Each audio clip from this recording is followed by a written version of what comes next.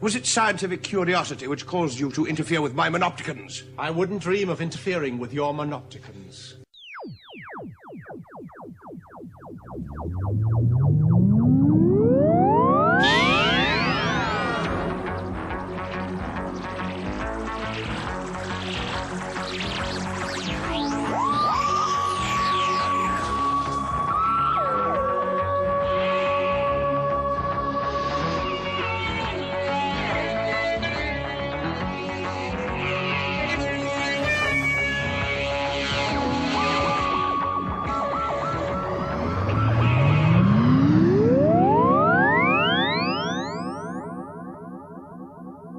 Monopticons indeed. This time we're going to be talking about Fort Doomsday, which is due out on Region 2 DVD on the 15th of September 2008. Before I do talk about it, I just want to thank everyone who's been emailing me of late with ideas for new Tin Dog podcast subjects. If anyone out there wants to submit an idea for me to cover in the Tin Dog podcast, simply send me an email and I'll see what I can do. It's tin-dog@hotmail.co.uk. This was the first Doctor Who story recorded by Peter Davison, and on the DVD one of the extras is raw footage taken from his very first day. Now, as is traditional with the BBC on most series, they don't film the story shown first. They film the story from a mid-series point first, to help people get into character, to get to grips with it, and then they show that halfway through once the audience is established. It's a fairly well-known tradition, and I believe it is a fairly British thing, because in America you end up with pilots, and of course Doctor Who had been running for nigh on 20 years at this point. On board the TARDIS at this point, and let's face it, it's a fairly busy TARDIS at this point, is the Doctor, Nyssa, Tegan, and Adric, the actors of which are all present for the commentary. And more of that later. The basic setup beforehand is that they're all a bit sick of Tegan and they've decided to try and drop her off at home. This is a recurring theme throughout the whole series and is hardly worth going into. Suffice to say that they almost but not quite make it on several occasions. We've arrived! Oh, bit ahead of schedule. When was your flight again? A778, 1730 hours. February the 28th, 1981. Oh, you'll have time for a cup of tea. It's only 16:15 hours.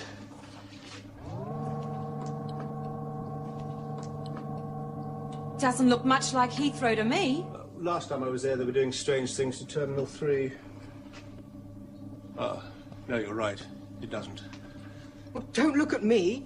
I set the coordinates as you instructed. 630 in the inner spiral arm of Galaxia Kyklos. Yeah, but Heathrow's on the M4, not Corfu. Oh, Adric's just showing off. He means the Milky Way, your galaxy. Yes, Adric makes a very nice miscalculation and ends up dropping the whole, well, let's use the word team, shall we? The whole team off on board a studio-bound set. Sorry, a spaceship, travelling at almost, but not quite, the speed of light. That's the speed of light in real space-time, rather than using hyperspace. You can kind of tell that I'm recording this on the day when they're trying to switch on the giant particle accelerator in France, or is it Switzerland? Is it France? Is it Switzerland? Is it France? Is it Switzerland? It's both, but alternately, because obviously they're going round and round in circles, I'm drifting. Moving on. Adric apparently gets his maths wrong, which of course, being Adric, he's going to kick off about, because of course he doesn't get his maths wrong. It's the only thing he doesn't get wrong. Why do we hate Adric so much? Perhaps I'll discuss that later as well. On board this spaceship, our team discover reasonably highly complicated equipment. They use little helmets to wander around, and they are spied upon by a large black floating eye. My monopticons! Eventually the plot unfolds and we discover that we're on board a spaceship heading for Earth. Apparently they're 4 days away from it, hence the title. Although 4 people away from Doomsday could also work. It has been a little bit open for debate, but it's not that important what the title of the story actually means. So they're 4 days from Earth. They discover that they're on board a spaceship run by an evolved frogman who goes by the name of Monarch. Monarch has 2 companions who go by the rather odd name of Persuasion and Enlightenment. They are the Minister of Persuasion, which, as we all know, would be propaganda, and the Minister of Enlightenment I'm not completely sure what that would be. They both sound very 1984 sort of things. Tegan's character is very well developed in this story. She's the first companion to my knowledge to actively ask if she can stay on board the TARDIS, which is a very nice change from that whole let's do some daring do. Try saying that after a few pints. Adric, of course, wants to investigate, and then there's a lot of chat.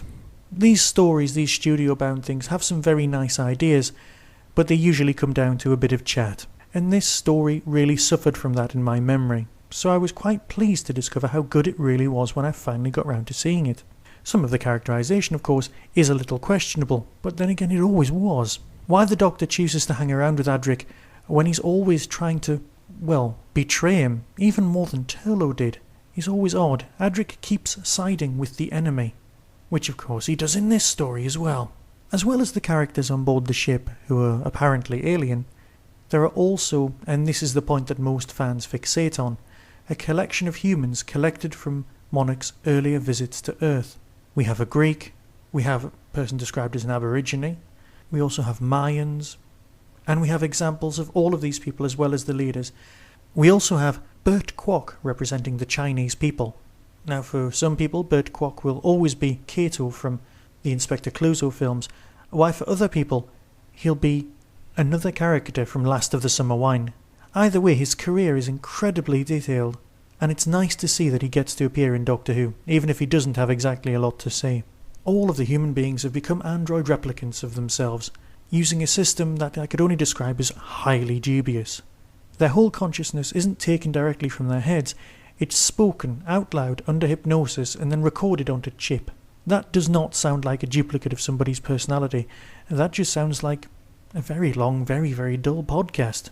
For a moment, I'd just like to talk about some of the companions in the story. I've mentioned Tegan's apparent reticence at wandering out of the TARDIS and partaking in anything other than running away, and Adric's apparent urge to turn the Doctor in and side with the enemy. We're left only with Nyssa. Nyssa has been described by Peter Davison as the perfect companion. Admittedly not from Earth, which for a lot of people makes her an ideal companion. She gets to explain things to the audience because of course she knows things, but we don't. And she also gets to be in peril. Tegan just shouts a lot, and it takes a long time for her character to develop beyond that. Once it does, we're all very, very happy. Adric, well, we've dealt with Earthshock, haven't we? Actually, I've not reviewed that yet. Perhaps I should go back and review some of the already released DVDs. On the commentary, Waterhouse admits that he's not the world's greatest actor, and it's refreshing to hear someone being so honest. And it's the commentary that really makes this disc stand out.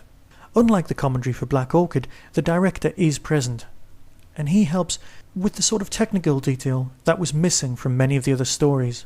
Moments of clarity, questions about characterization, all come out, and the cast are left, like a modern viewer, slightly more impressed with the story than they thought they would be. Of course, the story is of its time. There are some seriously dubious bits of blue screen, but we can let that off, can't we? Small moments like the Doctor being able to survive in a vacuum for 6 minutes. I always found questionable even as a child, but I'm sure we can let that go. The ending of the story, which I won't spoil for you, always puzzled me as to how it could happen if someone happens to not be a robot. I'm just confused, but perhaps someone could email me and tell me exactly how it happens. Small things are wrong with this story by far. The actors and everyone seems to be sort of fixated on, well, modern dance. Everyone's trying to distract each other with dragon dances and the like. Oh, and the dragon dancers seem to be wearing jeans and a t-shirt, which kind of distracts from the idea that they were taken from Earth umpteen thousand years ago. These are all small niggles, and for a studio-bound story this is very good. Well, as an introduction to the Fifth Doctor, it is very well worth seeing. It's not the best Fifth Doctor story, but let's face it, it would have been released some time ago if it already was, but it is by far not the worst. The extras on the disc, as I have said, do make up a very good reason for buying this. However, there isn't a making of episode.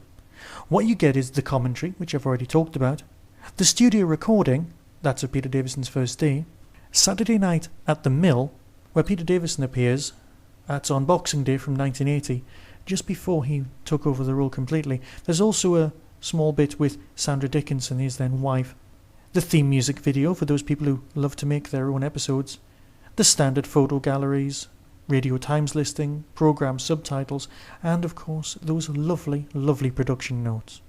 Before I go, I just want to talk about a podcast that I've discovered.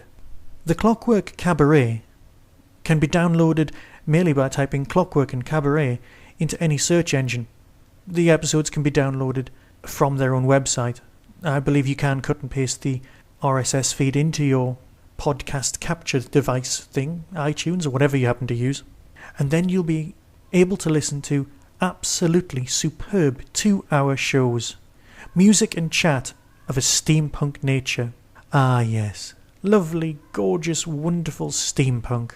For those of you who don't know, it's the sort of thing if technology had taken a slightly different route. I'm making it sound so much duller than it really is. Either way, I suggest you give this show a bit of a listen. It's extremely good.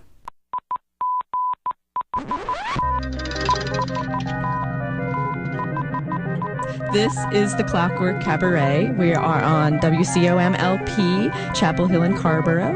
We decided that we'd land here in Carrboro, put Port Calpurnia out. We are the Davenport sisters, the darling Davenport sisters, if you will. And we have put together a little radio show here. We call our broadcasting system the Sky Pirate Radio.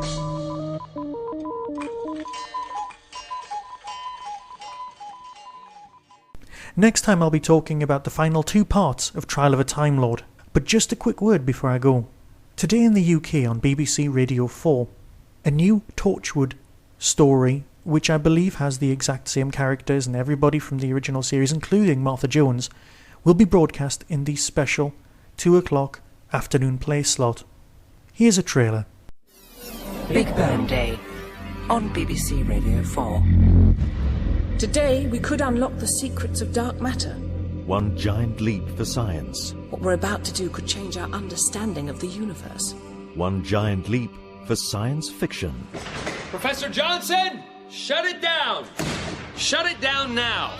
On the day that scientists launched the most ambitious science experiment ever undertaken, the cast of BBC TV sci-fi drama Torchwood find themselves at the heart of the action. And Torchwood is... Torchwood is here to protect Earth against the threat of alien invasion.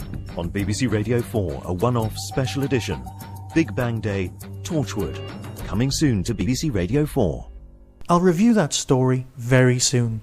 So until then, be seeing you.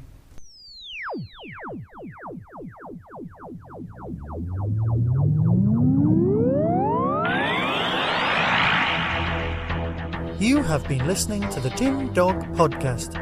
Doctor Who and its associated shows are all trademark of the BBC. No infringement is intended.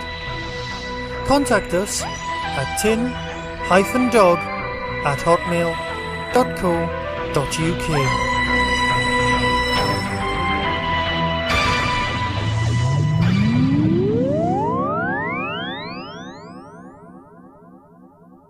Let him sedate her and await my orders.